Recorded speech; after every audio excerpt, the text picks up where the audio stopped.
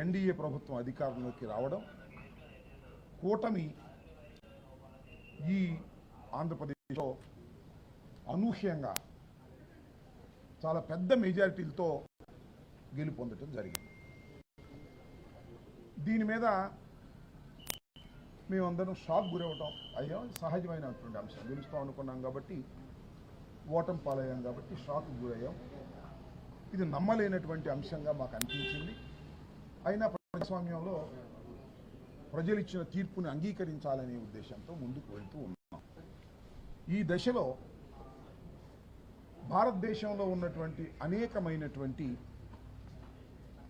డెమోక్రసీని కాపాడాలనేటువంటి సంస్థ like vote for democracy అనేటువంటి ఒక సంస్థ మొన్న జరిగినటువంటి ఎన్నికల మీద, వాటి నిర్వహణ మీద కొన్ని అనుమానాలు వ్యక్తం చేయడం జరిగింది. మాకు కూడా ఉన్నటువంటి అనుమానాలు, ఈ అనుమానాలు వ్యక్తం చేయడం ద్వారా మరింతగా బలపడుతూ వచ్చాయి. ఈ అనుమానాలను నివృత్తి చేయవలసినటువంటి బాధ్యత ఎలక్షన్ కమిషన్ ఆఫ్ ఇండియాకు ఉంది. ఎలక్షన్ కమిషన్ ఆఫ్ ఇండియా అనేది ఒక ఇండిపెండెంట్, రాజ్యాంగబద్ధమైనటువంటి ఒక సంస్థ. ఆ సంస్థ నిర్వహించినటువంటి ఎన్నికల్లో ట్రాన్స్పరెంట్గా ఎక్కడ ఏ లోపం లేకోకుండా జరిగింది అని అనిపించవలసినటువంటి బాధ్యత వారికి ఉంది. ఇక్కడ గమనించాల్సిన అంశం ఏమిటంటే, ఎన్నికలు 13వ తారీఖున ఆంధ్రప్రదేశ్లో జరిగినప్పుడు సుమారుగా 6 గంటలకి ఎన్నికల పోలింగ్ అయిపోతుంది. పోలింగ్ అయిపోతుందంటే ఓట్లు వేసే కూడా 4 గంటలకు అయిపోతుంది. ఎందుకంటే 6 గంటలకు అయిపోదు. ఎందుకంటే 6 గంటలకు ఎన్నిక జరిగినప్పుడు, ఆ టైం అయిపోయినప్పుడు 6 గంటలు అవ్వగానే ఆ ప్రాంగణంలోకి ఎవరైతే ప్రవేశించారో వారందరికీ టోకెన్స్ ఇచ్చి వాళ్ళను కూడా అయిపోయేంత వరకు, క్యూలు అయిపోయేంత వరకు ఓటు వేసే విధంగా వారికి అవకాశం కల్పిస్తారు. 6 గంటలకి పోలింగ్ టైం అయిపోయిన తర్వాత, కొన్ని చోట్ల పోలింగ్ ముగిసి ఉండదు, కొన్ని చోట్ల ముగిసి ఉంటుంది. పోలింగ్ టైం 6 గంటలకు అయిపోయిన తర్వాత ఎలక్షన్ కమిషన్ కొన్ని ఫిగర్స్ని రిలీజ్ చేసింది. అదేమిటంటే, మాకు అందిన సమాచారం ప్రకారం 68.12% ఆంధ్రప్రదేశ్లో పోల్ అయినాయి అని. మిగతా డీటెయిల్స్ తర్వాత ఇస్తాము అన్నారు. ఎందుకంటే మిగతా డీటెయిల్స్ అంటే ఆ తర్వాత కూడా ప్రాంగణంలో ఉన్నవారికి టోకెన్స్ ఇచ్చి ఓట్లు వేయించారు కాబట్టి అవి పెరుగుతాయి కాబట్టి. ఆ తర్వాత అదే రోజు 11:45 సుమారుగా ఆ ప్రాంతంలో మరొక అనౌన్స్మెంట్ చేశారు. అదేమిటంటే 76.5% అంటే పెరిగింది. 68.12 నుంచి 76.5కి పెరిగింది. పెరగడం అనేది సహజమైనటువంటి అంశం. ఆ తర్వాత ఫైనల్ ఫిగర్స్ ప్రకటించినప్పుడు 80.66 ప్రకటించారు. అంటే ఫస్ట్ ప్రకటించినప్పుడు 68.12, రెండవసారి ప్రకటించినప్పుడు అదే రోజున 76.5%, మళ్ళీ ఫైనల్ ఫిగర్స్ ప్రకటించిన తర్వాత 80.66 ప్రకటించారు. చాలా డిఫరెంట్గా ఉన్నాయి. ఆ తర్వాత 13వ తారీఖున అయిపోయిన తర్వాత 4వ తారీఖున పోలింగ్ జరిగింది, కౌంటింగ్ జరిగింది. ఆ కౌంటింగ్ ఫిగర్స్ చూస్తే ఎంత ఉన్నాయంటే 82 పైచిలుకుంది పర్సంటేజ్. ఇది చాలా ఆశ్చర్యాన్ని కలిగిస్తున్నటువంటి అంశం. ఒకదానికి పొంతం లేనటువంటి అంశంగా అనిపిస్తూ ఉంది. వాళ్ళు ఇచ్చిన ఫిగర్సే. దీన్ని క్లియర్ చేయాల్సిన అవసరం ఉంది. డేట్ ఎలక్షన్ కమిషన్ ఈ అనుమానాలను క్లియర్ చేయాలి. ఫైనల్ ఫిగర్స్కి కౌంటింగ్కి మధ్య ఎందుకు తేడా వచ్చింది? లేదు, పోలింగ్ టైం అయిపోయిన తర్వాత ప్రకటించినటువంటి దానికి మళ్ళా వాళ్ళే ప్రకటించిన ఫైనల్ ఫిగర్ ఎంత హైప్ ఎలా వచ్చింది? ఇట్ ఈస్ చాలా అన్యూజువల్గా జరిగింది. జనరల్గా ఎన్నికలు జరిగినప్పుడు, గత ఎన్నికలు ఒకసారి చూసినట్లయితే ఏం జరుగుతూ ఉంటుందంటే ఎలక్షన్ కమిషన్ ప్రకటించిన తర్వాత మిగతా ఓట్లు వేయడానికి వేసిన తర్వాత ప్రకటించేదానికి సుమారుగా 1% 2% డిఫరెన్స్ కనిపిస్తూ ఉంది. ఇక్కడ ఏంటి 12% పైన కనిపిస్తూ ఉన్నది. ఇది చాలా అన్యూజువల్, ఎక్స్ట్రాడనరీ. దీన్ని డౌట్ తీర్చవలసినటువంటి బాధ్యత ఎవరికి ఉంది? ప్రభుత్వాలకు కాదు, ఎలక్షన్ కమిషన్కు ఉంది. వాళ్ళు ఇంతవరకు తీర్చినటువంటి పరిస్థితి అనేక సందర్భాల్లో అడిగినా కూడా చాలామంది, మేం కాదు, చాలామంది ఇండియాలో అనేక మంది అడుగుతూ ఉన్నా కూడా దానికి ఇంతవరకు కూడా ఆ అనుమానాలను నివృత్తి చేసేటటువంటి కార్యక్రమం ఎలక్షన్ కమిషన్ చేయకపోవటం వల్ల ఉన్న అనుమానాలు మరింతగా పెరుగుతూ ఉన్నాయి. దీన్నే ఒకసారి ఎలక్షన్ కమిషన్ ఆఫ్ ఇండియా ఆంధ్రప్రదేశ్కి తెలియపరచాలనే ఉద్దేశంతో మేము రావటం జరిగింది. ఇది కాకోకుండా మరొక అంశాన్ని ఇక్కడ మీ ద్వారా ప్రజలకు చెప్పాలని అనుకుంటున్నాను. అది ఏమిటంటే ఫామ్ 20 అంటే ఏ అసెంబ్లీలో ఎంత పోలైంది, ఎవరెవరికి ఎంత పడ్డాయి, ఈవెంట్స్కి ఎంత పడ్డాయి, వైసీపీకి ఎంత పడ్డాయి, తెలుగుదేశానికి ఎంత పడ్డాయి, ఇతర పార్టీలకి ఎంత పడ్డాయి, నోటాకి ఎంత పడ్డాయి, మొత్తం అంతా రావాలి. That is called form 20. అది చిత్రమైన విషయం ఏంటంటే ఈ రోజు వరకు ప్రకటించలేదు. ఇది చాలా అన్యూజువల్ థింగ్. ఈ రోజు వరకు కూడా ఎలక్షన్ జరిగి ఎన్ని రోజులు అవుతుందో చూడండి.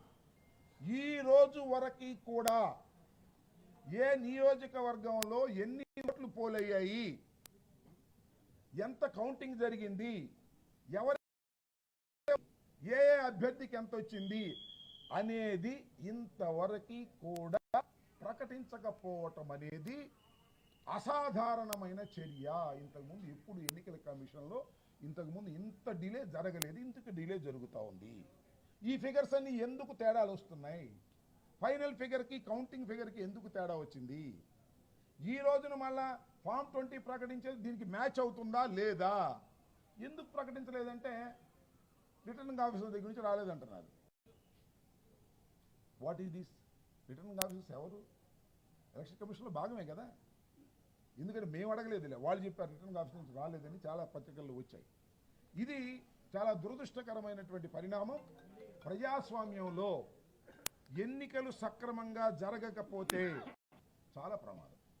ఎన్నికలు సక్రమంగా జరగలేదని నేను అనడంలా, చాలా అనుమానాలు ఉన్నాయి. ఆ అనుమానాలను నివృత్తి చేయకపోవటం వలన రోజు రోజుకి అనుమానాలు పెరుగుతూ ఉన్నాయి.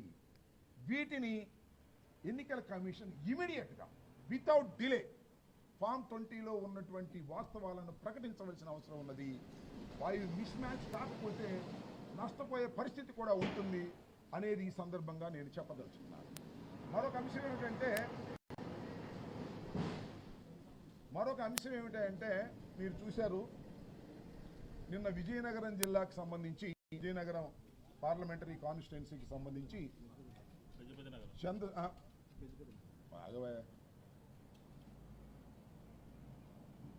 విజయనగరం పార్లమెంటుకు సంబంధించి మన చంద్రశేఖర్ మాజీ ఎంపీ ఆయన ఒక అన్యూజువల్ థింగ్ని చూశారు. అదేవిధంగా గజపతి నగరానికి సంబంధించినటువంటి బొత్స అప్పల నరసయ్య వీళ్ళిద్దరూ కూడా ఎలక్షన్ కమిషన్కి ఒక రికమెండేషన్ ఇచ్చారు. అయ్యా, ఈ ఈవీఎంలు మేము లెక్కేసేటప్పుడు దానిలో 98% ఇది ఉన్నది, బ్యాటరీ ఉన్నది. ఒకసారి ఉదయం నుంచి సాయంత్రం దాకా ఆ ఈవీఎంను ఉపయోగించిన తర్వాత దాన్ని తీసుకెళ్ళి సుమారుగా ఒక నెల రోజులో, 15 రోజుల్లో, 20 రోజుల్లో మీరు గోడౌన్లో పెట్టిన తర్వాత అది లెక్కేయడానికి తీసుకున్నప్పుడు 99% ఎందుకు ఉంటుంది? ఇది ఏదో అన్యూజువల్గా ఉంది, దీని మీద మీరు క్లియర్ చేయండి అని చెప్పి డబ్బు కట్టి ఒక అప్లికేషన్ పెడితే నిన్న ఒక పెద్ద తతంగం చేశారు అక్కడ ఉన్నటువంటి ఎన్నికల కమిషన్కి సంబంధించిన వాళ్ళు. అవి తీసుకొచ్చి మాకు పోలింగ్ చేశారు. నాకు అర్థం కాల, బ్యాటరీ ఎందుకు అంత ఉంది అంటే మా డౌట్ ఏంటంటే, ఎవరైనా రీజనబుల్ పర్సన్ డౌట్ ఏంటంటే, ఆ బ్యాటరీ తీసుకువెళ్ళి ఈవీఎంలు భద్రపరిచిన తర్వాత ఆ బ్యాటరీ ఛార్జ్లో పెరిగింది అంటే ఈ మధ్యలో ఎవరో ఇంటర్ఫీర్ అయ్యారేమో అనేటువంటి డౌట్ ఉంది. ఈ డౌట్ని క్లియర్ చేయాల్సింది ఎవరు? Election commission. దానికి బ్యాటరీ గురించి మీరు క్లియర్ చేయమంటే మాక్ పోలింగ్ పెట్టి క్లియర్ చేసేటటువంటి పరిస్థితి చేస్తున్నారు. That is not our doubt. Mock polling అంతకుముందు కూడా ఎన్నికల్లో పెట్టారు. ఇవాళ ఒంగోలులో కూడా అదే పరిస్థితి. వీవీప్యాడ్లకి మీకు ఒక విషయాన్ని ఇక్కడ చెప్తాను. ఈ వీవీప్యాడ్లు అనేవి ఎక్కడి నుంచి ఉంటాయి? ఖచ్చితంగా ప్రస్తుత ముఖ్యమంత్రి నారా చంద్రబాబు నాయుడు గారు ఈవీఎంలు ట్యాంపర్ చేసే అవకాశం ఉంది కాబట్టి ఈవీఎంలు పనికిరావని ఒక పెద్ద ఉద్యమం చేశారు. మీకు గుర్తుండే ఉంటుంది. దేశవ్యాప్తంగా తిరిగారు. మొట్టమొదటి చంద్రబాబు నాయుడు గారే ఈవీఎంలు ట్యాంపర్ చేసే అవకాశం ఉందని ఈ ప్రపంచానికి తెలియపరిచినటువంటి వ్యక్తి. ఆ తర్వాత ఆయన ఫైట్ చేశారు. ఎలక్షన్ కమిషన్కి వాళ్ళని రిప్రజెంటేషన్ చేశారు. అప్పుడే ఈ వీవీప్యాడ్ వచ్చింది. అంతకుముందు వీవీప్యాడ్ లేదు. మనం బటన్ నొక్కితే మనం ఏ గుర్తుకైతే వేశామో ఆ గుర్తు అలా డిస్ప్లే అవుతుంది. నేను ఫ్యాన్ గుర్తు వేసాను అనుకోండి, ఒక కాగితం అట్ట వస్తుంది, ఫ్యాన్ కనపడింది. మీరు కూడా చూసుంటారు. ఊరిగా తర్వాత కట్ అయిపోతుంది. వీవీప్యాడ్లన్నీ ఆ బాక్స్లో పడతాయి. ఒక బూత్లో ఫర్ ఎగ్జాంపుల్ నాకు 50 ఓట్లు పడ్డాయి, నా ప్రత్యర్థికి 150 పడ్డాయి. ఖచ్చితంగా ఈ వీవీ మిషన్ ఎంత ఉందో అక్కడ వీవీప్యాడ్ కనపడాలి. అప్పుడే మ్యాచ్ అవ్వాలి. మ్యాచ్ అయినప్పుడే కాన్ఫిడెన్స్ వస్తుంది. అదే విషయాన్ని ఒంగోలు అడిగితే మేము మాక్ పోలింగ్ పెడతా ఉన్నారు, కోర్టులో ఉందనుకోండి, that is different matter. Court decision వచ్చిన తర్వాత దాని మీద మా పార్టీ నిర్ణయం తీసుకుంటుంది. కాబట్టి దెర్ ఇస్ సో ఎన్నో డౌట్స్ క్రియేట్ అవుతున్నాయి. ఎలక్షన్ అయిపోయిన తర్వాత ఏదో జరిగిందనేటువంటి భావన ప్రజల్లో కలుగుతూ ఉన్నది. ఈ ఏదో జరిగిందనే భావన కలుగుతున్నటువంటి ప్రజల్ని, లేదా వివిధ సంఘాలని, లేదా వివిధ పార్టీలని, వాటన్నిటికీ సమాధానం చెప్పవలసినటువంటి బాధ్యత ఎలక్షన్ కమిషన్కు ఉంది. ఆ బాధ్యతను సక్రమంగా నిర్వర్తించకపోతే, ఆ డౌట్స్ అన్ని తీర్చకపోతే ఏదో జరిగిందనేటువంటి ప్రమాదం, ప్రజాస్వామ్యానికి ప్రమాదం వచ్చిందనేటువంటి భావన కలిగేటువంటి అవకాశం ఉంది.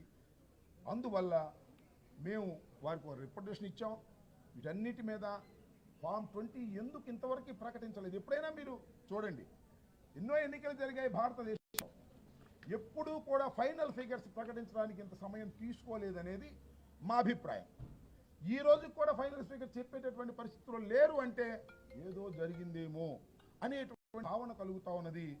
ఇలాంటి అనుమానాలను నివృత్తి చేయవలసినటువంటి బాధ్యత ఎన్నికల కమిషన్కు ఉంది. కాబట్టి రిటర్న్గా వైఎస్ఆర్ కాంగ్రెస్ పార్టీ తరపున మేము ఈ రిప్రజెంటేషన్ వారికి, ఎన్నికల కమిషన్ వారికి ఇవ్వటం జరిగింది. త్వరలోనే వీటన్నిటిని కూడా నివృత్తి చేస్తారనేటువంటి భావన మాకున్నదని మేము అనుకుంటున్నాం. వారు చేయకపోతే ప్రజాస్వామ్యం ప్రమాదంలో పడిందనేటువంటి భావన దేశవ్యాప్తంగా వచ్చేటటువంటి అవకాశం ఉన్నది. దాన్ని నివృత్తి చేయవలసిందిగా వారిని కోరటం జరిగింది. అదే విషయాలని మీకు కూడా, మీ ద్వారా ప్రజలకు కూడా చెప్పేటటువంటి ప్రయత్నం చేస్తున్నాం. ఇంకొక విషయాన్ని కూడా చెప్పాలి. విజయనగరం జిల్లా ఏ కాన్స్టిట్యున్సీ? గజపతి నగరం కాన్స్టిట్యున్సీలో ఈవీఎంలు తీయటానికి చాలా చిత్రం. వెళ్తే కలెక్టర్ అంతా అక్కడే ఉన్నారంట, తాళాలు లేవంట. ఏమైంది తాళాలు? ఎక్కడికి వెళ్ళి తాళాలు? మిస్ప్లేస్ అయినాయా? ఎవరన్నా తీసుకుపోయారా? 2 గంటలు కలెక్టర్ గారే వెయిట్ చేశారంట తాళాల కోసం. చివరికి తాళం పగలగొట్టాలని ప్రయత్నం చేశారంట. మా అభ్యర్థి ఒప్పుకొని పగలగొట్టడం ఏంటంటే తాళం మీకు ఉండాలి కదా, తీయమన్నారు. చివరికి నకిలీ తాళం తీసుకొచ్చి తీశారో మరి ఆ తాళం దొరికిందో నాకు అర్థం కాదు. అంటే ఎక్కడైతే ఈవీఎంలు భద్రపరిచారో అక్కడ తాళాలు లేవు అధికారుల దగ్గర. ఎక్కడున్నాయి? డౌట్. మిస్ప్లేస్ అయిందా, లేకపోతే నా ఓటు ఎత్తుకుపోయాడా? What is this? దీనికి సమాధానం చెప్పాల్సింది ఎవరు? Election commission. ఇండిపెండెంట్ అథారిటీ, రాజ్యాంగ వ్యవస్థ, అకౌంటబిలిటీ ఉన్నటువంటి ఎన్నికల కమిషన్ దీనికి సమాధానం చెప్పవలసినటువంటి అవసరం ఉన్నది. అనుమానాలను తీర్చవలసినటువంటి అవసరం ఉన్నది. గొడవ దగ్గరికి వెళ్తే తాళాలు లేని పరిస్థితి, బ్యాటరీ ఏమో హైక్ ఉన్నటువంటి పరిస్థితి, వీవీప్యాడ్లతో సరిపోచి లెక్కయమంటే లెక్కయమనేటువంటి పరిస్థితి చూస్తున్నప్పుడు ఎన్నికల కమిషన్ యొక్క అథారిటీ మీద అనుమానాలు కలిగేటువంటి అవకాశం ఉంది. కాబట్టి వాటినన్నింటినీ నివృత్తి చేయవలసిందిగా ఈ రోజున ఎన్నికల కమిషన్ ఆఫ్ ఇండియా ఆంధ్రప్రదేశ్ని వచ్చి మేమందరం కూడా వెళ్ళి విటనపూర్వకంగా ఒక దరఖాస్తుని, ఒక రికమెండేషన్ని వారికి ఇవ్వడం జరిగింది. త్వరలో ఈ డౌట్స్ అన్నీ కూడా క్లారిఫై చేసి ప్రజాస్వామ్యాన్ని కాపాడటంతో పాటు ఎన్నికల కమిషన్ నిష్పక్షపాతంగా వ్యవహరించిందనేటువంటి భావన దేశవ్యాపితంగా ప్రజల్లో కలిగే విధంగా ప్రవర్తించగలరని మేము భావిస్తూ ఉన్నాం.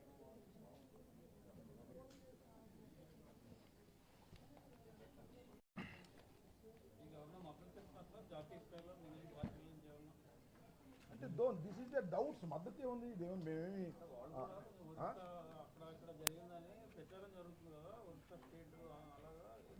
నేను అనేది ఏంటంటే ఇది నేను చెప్పినటువంటి వారు చెప్పినటువంటి ఫిగర్స్ మిస్ మ్యాచ్ అవుతున్నాయి అనేది వాస్తవమా కాదా? దీన్ని ఎవరు మద్దతు ఇస్తారా ఎవరా అనేది this is not election, this is doubts. అది ఒక మంచి వాతావరణంలో ఆ డౌట్స్ని తీర్చాల్సిన బాధ్యత ఎలక్షన్ కమిషన్కి ఉంటుంది. నాకు మద్దతు ఉందా లేదా అని కాదు, ఈ ఆర్గ్యుమెంట్లో పసంద లాజిక్ ఉందా లేదా, వాళ్ళు ఇచ్చిన ఫిగర్స్ ఎందుకు మిస్ మ్యాచ్ అవుతున్నాయి, ఫామ్ 20ని ఫైనల్ ఫిగర్స్ ఇంతవరకు ఎందుకు పెట్టలేదు. నీకైనా డౌట్ కలుగుతుంది, నీకైనా డౌట్ కలిగిద్ది, కాకపోతే నువ్వు మాట్లాడలేకపోవచ్చు. ప్రతి పౌరుడికి డౌట్ కలిగేటటువంటి అవకాశం ఉంది. మద్దతు ఇస్తారా ఇవ్వరా చాలా ఇప్పటికే ఓట్ ఫర్ డెమోక్రసీ వారు దేశవ్యాప్తంగా దీని మీద చర్చ పెడుతున్నారు, చాలా చోట్ల మాట్లాడారు. పరకాల ప్రభాకర్ గారు లాంటి వాళ్ళు ఇంతకుముందు ఏపీ గవర్నమెంట్కి చంద్రబాబు నాయుడు గారు ఉండగా అడ్వైజర్గా ఉన్నటువంటి పరకాల ప్రభాకర్ గారు ఓట్ ఫర్ డెమోక్రసీలో ఒక ముఖ్యమైనటువంటి వ్యక్తి. ఆయన చాలా చోట్ల సెమినార్స్లో మాట్లాడుతున్నారు. సంథింగ్ ఏదో జరిగింది, డౌట్స్ కావాలి, మాకు ఆ డౌట్స్ తీర్చాలి అని అడుగుతా ఉన్నారు. దాని ప్రకారం మేము అడుగుతా ఉన్నాం. ఇంకా ఇతర రాష్ట్రాల్లో చాలా చోట్ల అన్ని చోట్ల కూడా డౌట్లు వ్యక్తం చేస్తున్నటువంటి దశ. దీని నుంచి స్లోగా అందరూ కూడా ఏదో జరిగింది అనేటువంటి భావనలోకి రావటం ప్రజాస్వామ్యంలో సరైనది కాదు. కాబట్టి అత్యంత తొందరగా దీన్ని క్లియర్ చేయాలని మేము కోరుకుంటున్నాం.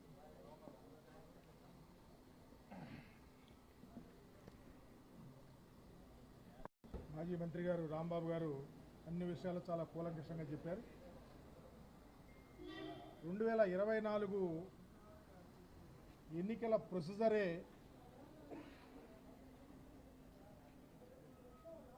రాజ్యాంగబద్ధంగా జరగాల్సినటువంటి సిస్టాన్ని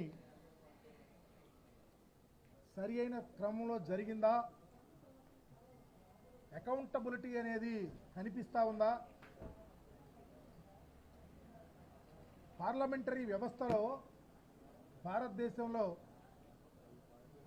ఎలక్షన్ కమిషన్ అనేది రాజ్యాంగబద్ధమైనటువంటి సంస్థ. రెస్పాన్సిబిలిటీతో ప్రతి అక్షరాన్ని పరిగణనకు తీసుకొని ఎన్నికల ప్రొసీజర్ని కంప్లీట్ చేయాలి. కానీ పర్టికులర్గా ఆంధ్రప్రదేశ్లో జరిగినటువంటి తీరు, ఎన్నికల ప్రొసీజర్ని కంప్లీట్ చేసే పద్ధతి చాలా అనుమానాలకు తావిస్తుందని చెప్పడానికి అనేకమైన ఉదాహరణలు చెప్పడం జరిగింది. 6 గంటల సమయానికి 68% అయితే ఎలక్షన్ ప్రొసీజర్లో ఉన్నటువంటి పద్ధతి ఉన్నటువంటి వాళ్ళు పోలింగ్ బూత్ దగ్గర ఉన్నటువంటి ప్రతి ఒక్క వ్యక్తి ఓటు హక్కును వినియోగించుకోవాలి కాబట్టి కొంత పెరగచ్చు. కానీ 8 గంటలకి 78%, 11:30 గంటలకి 80% పైబడి ఎన్నికల శాతాన్ని పెంచుకుంటూ పోయారు. అయినా ఎన్నికలు జరిగినప్పుడు ఫామ్ 20 అనేది పర్టికులర్గా 175 నియోజకవర్గాల నుంచి మీరు నియమించినటువంటి ఆర్ఓస్ దగ్గర నుంచి రిపోర్ట్ వచ్చి మీ దగ్గర ఉన్నాయి.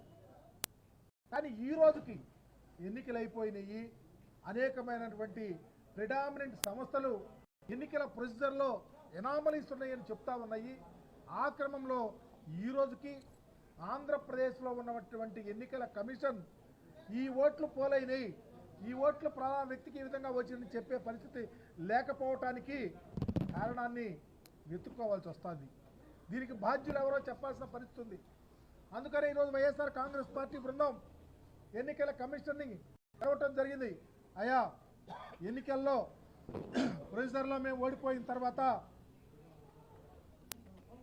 వ్యవస్థ నడుస్తూ ఉంటుంది, కానీ మేధావులందరూ చాలా రకాలుగా మాట్లాడుతూ ఉన్నటువంటి పరిస్థితిలో మాకు కూడా అనుమానాలు వస్తూ ఉన్నాయి. ఎన్నికలలో మరి ఈ రోజుకి ఎంతమంది ఓటేశారు, ఎవరికి ఎన్ని ఓట్లు చెప్పలేని పరిస్థితిలో ఎన్నికల కమిషన్ ఉందంటే ఏదో జరుగుతూ ఉందని అనుమానాలు వస్తూ ఉన్నాయి.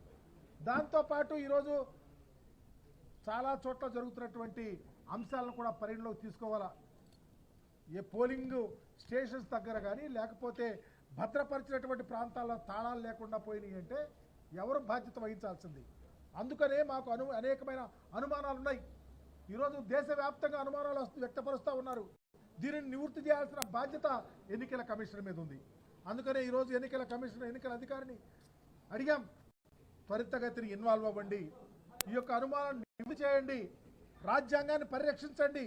అబోధ కల్పనలో మరి ఏం జరిగిందో చెప్పాల్సిన బాధ్యత మీ మీద ఉంది. కాబట్టి తక్షణమే ఆంధ్రప్రదేశ్ ఉన్న ప్రజానీకానికి రాజ్యాంగ వ్యవస్థలు కాపాడే విధంగా ఉన్నటువంటి మీరు సరియైన సమాధానం సరియైన సమయం త్వరితగతిని చెప్పాలని చెప్పడం జరిగింది.